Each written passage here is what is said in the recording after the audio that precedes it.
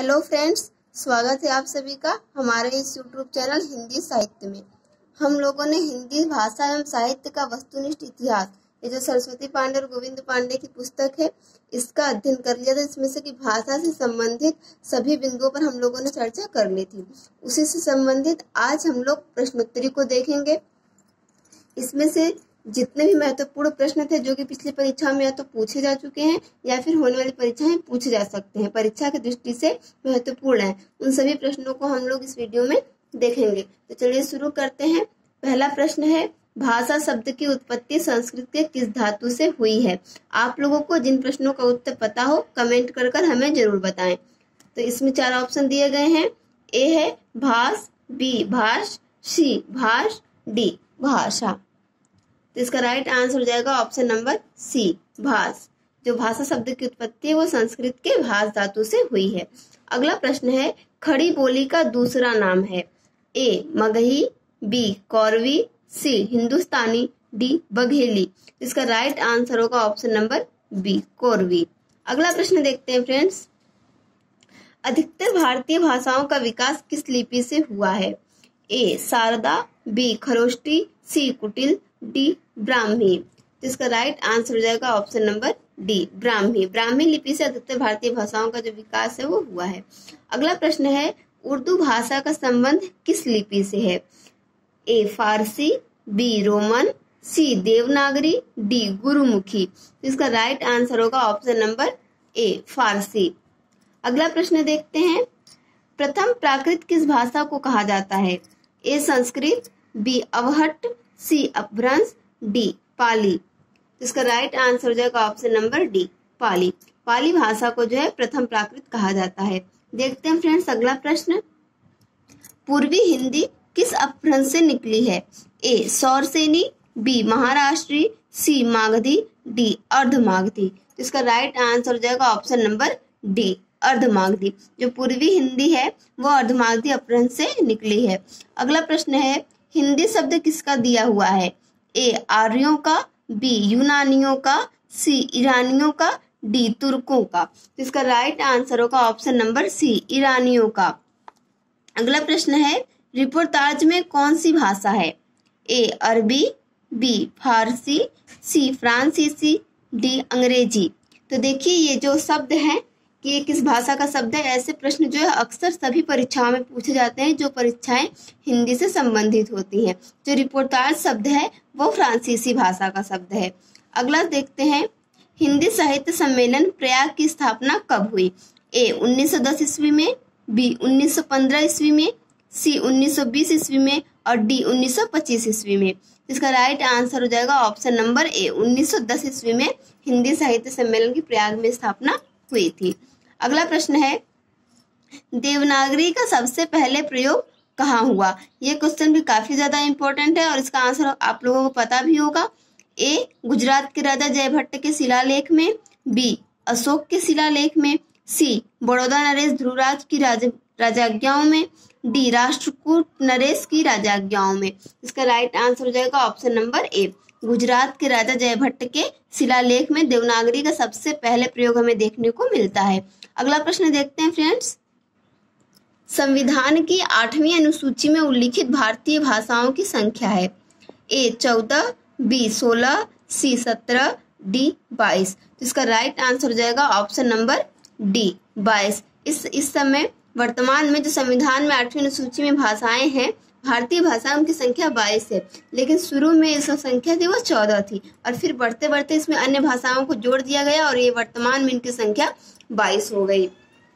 अगला प्रश्न है, हिंदी खड़ी बोली किस अपभ्रंश से विकसित हुई है?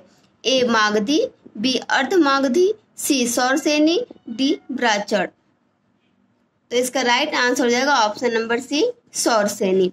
अगला प्रश्न देखते हैं, ध्वन्यात्मक शब्दों द्वारा विचारों का प्रकटीकरण ही भाषा है, यह परिभाषा किस विद्वान ने दी है? A Henry sweet, B Patanjali, C Max Muller, D Sukumar Sen. तो इसका राइट आंसर हो जाएगा ऑप्शन नंबर ए, हेनरी स्वीट। ये एक पाश्चात्य विद्वान थे और इन्होंने इस प्रकार से अपनी परिभाषा को दिया है। अगला प्रश्न है, भाषा की विशेषता नहीं है? देखिए, जब इसमें पूछा गया कि भाषा की विशेषता नहीं है, तो आप लोगों को भाषा की विशेषता पता होनी चाहिए। तो भाषा की 9-10 मुख्य रूप से विशेषताएं हैं। अगर आप लोगों ने नहीं देखा है तो पहला वीडियो देख लें, उसमें भाषा का अर्थ, उसकी परिभाषा और उसकी विशेषताएं और भाषा के विविध रूप और भाषा के विकास के चरण, इन सभी बातों को बताया गया है। चलिए देखते हैं। ए, भाषा सामाजिक संपत्ति है। बी, भाषा अर्जित संपत्ति है। सी, भाषा जटिलता से सरलता की ओर उन्मुख होती है। डी, भाषा परिवर्तनशील नहीं है। इसका राइट आंसर हो जाएगा ऑप्शन नंबर डी, भाषा परिवर्तनशील नहीं है। ये गलत है, ये भाषा की विशेषता नहीं है, बल्कि भाषा परिवर्तनशील होती है। अगला प्रश्न देखते हैं। सामासिक शब्दों का संबंध व्यक्त कर दिखाने की रीति को क्या कहा जाता है? ए, संधि। बी, विग्रह। सी, समास। डी, इनमें से कोई नहीं। इसका राइट आंसर हो जाएगा ऑप्शन नंबर बी, विग्रह। अगला प्रश्न है, आशातीत शब्द में कौन सा समास है? ए, तत्पुरुष। बी, अव्ययी भाव। सी, कर्मधारय। डी, बहुव्रीहि। तो इसका राइट आंसर होगा ऑप्शन नंबर ए, तत्पुरुष। आशातीत में तत्पुरुष समास है। अगला प्रश्न है, अखरोट का तत्सम शब्द क्या है? देखिए, ये भी परीक्षा के लिए काफी इंपॉर्टेंट है, आप लोग इसको नोट कर लीजिएगा। अखरोट का तत्सम क्या होगा? ए, अच्छवाट। बी, अच्छोट। सी, अच्छवोट। सी, अच्छवट। इसका राइट आंसर होगा ऑप्शन नंबर बी, अच्छोट। जो अखरोट का तत्सम होता है वो अच्छोट होता है। अगला प्रश्न है, तमाशा किस भाषा का शब्द है? ए, अरबी। बी, फारसी। सी, हिंदी। डी, देशज। इसका राइट आंसर होगा ऑप्शन नंबर ए, अरबी। तमाशा जो है वो अरबी भाषा का शब्द है। अगला प्रश्न है, हिंदी वर्णमाला में ध्वनियों की संख्या है? ए, 33। बी, 13। सी, 52। डी, 45। इसका राइट आंसर होगा ऑप्शन नंबर सी, 52। हिंदी वर्णमाला में कुल 52 ध्वनियां हैं। अगला प्रश्न देखते हैं, अ का उच्चारण स्थान क्या है? ए, कंठ तालव्य। बी, कंठोष्ठ्य। सी, तालव्य। डी, ओष्ठ्य। इसका राइट आंसर होगा ऑप्शन नंबर ए, कंठ तालव्य। अगला है, सभी स्वर होते हैं? ए, अघोष। बी, महाप्राण। सी, सघोष। डी, अल्प प्राण। तो इसका राइट आंसर हो जाएगा ऑप्शन नंबर डी, अल्प प्राण। सभी स्वर अल्प प्राण होते हैं। अगला प्रश्न है, कौन अर्ध स्वर हैं? ए, र, ल। बी, ए, ऐ। सी, सॉरी यहाँ पे सी रहेगा, स्र, ज्ञ। फिर डी, य, व। तो इसका राइट आंसर हो जाएगा ऑप्शन नंबर डी, जो य व व्यंजन ध्वनियां, इनको अर्ध स्वर कहा जाता है। अगला प्रश्न है, बाह्य प्रयत्न कितने प्रकार के होते हैं? ए, 4। बी, 11। सी, 8। डी, 6। इसका राइट आंसर होगा ऑप्शन नंबर ए, 4। बाह्य प्रयत्न 4 प्रकार के होते हैं। कौन कौन से होते हैं? अगर आपको पता है तो आप लोग हमें कमेंट कर जरूर बताएं कि बाह्य प्रयत्न कौन कौन से होते हैं। पिछली वीडियो में हम लोग इस पे चर्चा भी कर चुके हैं। अगला प्रश्न है, राजभाषा अधिनियम में कुल धाराएं हैं? ए, 9। बी, 7। सी, 8। डी, 6। इसका राइट आंसर होगा ऑप्शन नंबर ए, 9। राजभाषा अधिनियम में कुल 9 धाराएं हैं। अगला प्रश्न देखते हैं, हिंदी शब्दानुशासन किसकी रचना है? ए, Kamta Prasad Guru. B, Kishoridas Vajpeyi. C, Dhirendra Verma. D, Lallu Lal. इसका राइट आंसर हो जाएगा option number B, Kishoridas Vajpayee.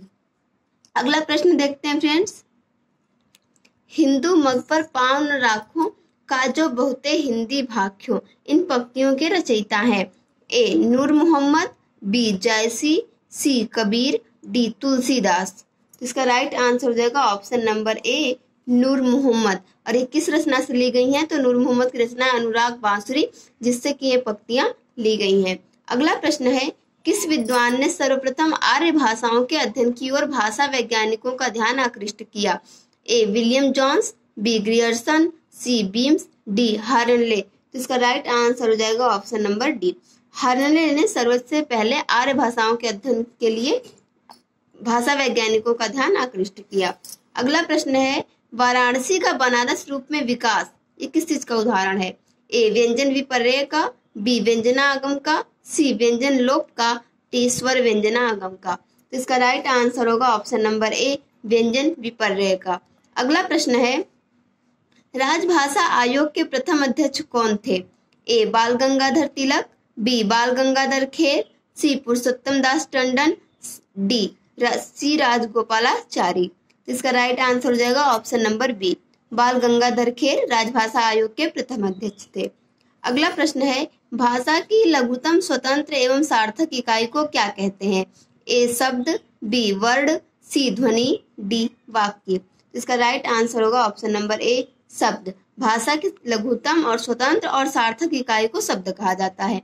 देखते हैं फ्रेंड्स अगला प्रश्न, अंगिका किस राज्य की बोली है? ए बंगाल, बी छत्तीसगढ़, सी मध्य प्रदेश, डी बिहार। इसका राइट आंसर हो जाएगा ऑप्शन नंबर डी बिहार। जो अंगिका है वो बिहार राज्य में बोली जाती है, एक प्रकार की बोली है। अगला प्रश्न है, शौरसेनी अपभ्रंश के अंतर्गत आने वाली भाषा नहीं है? ए गुजराती, बी सिंधी, सी राजस्थानी, डी पश्चिमी हिंदी। इसका राइट आंसर होगा ऑप्शन नंबर बी सिंधी। अगला प्रश्न है, बघेली बोली को अवधि की दक्षिणी शाखा किसने कहा? ए हरदेव बाहरी, B Kamta Prasad Guru, C Bholanath Tiwari, D George Grierson. इसका राइट आंसर होगा option number C Bholanath Tiwari. इन्होंने बघेली को अवधि की दक्षिणी शाखा कहा है। अगला प्रश्न है, ब्रजबुली किस भाषा का कृत्रिम रूप है? ए असमी, बी ब्रजभाषा, सी भोजपुरी, डी बंगला। इसका राइट आंसर होगा ऑप्शन नंबर डी बंगला। अगला प्रश्न है फ्रेंड्स, और ये आज का लास्ट प्रश्न भी है, उकार बहुला बोली मानी जाती है? ए अवधी, बी भोजपुरी, सी बघेली, डी छत्तीसगढ़ी। तो इसका राइट आंसर हो जाएगा ऑप्शन नंबर ए अवधी। इसको उकार बहुला बोली कहा जाता है। फ्रेंड्स आज का वीडियो आप लोगों को कैसा लगा और ये प्रश्न आप लोगों को कैसे लगे हमें कमेंट कर जरूर बताएं। और वीडियो अच्छा लगा हो तो शेयर करिएगा और चैनल को सब्सक्राइब करिएगा। Thank you friends.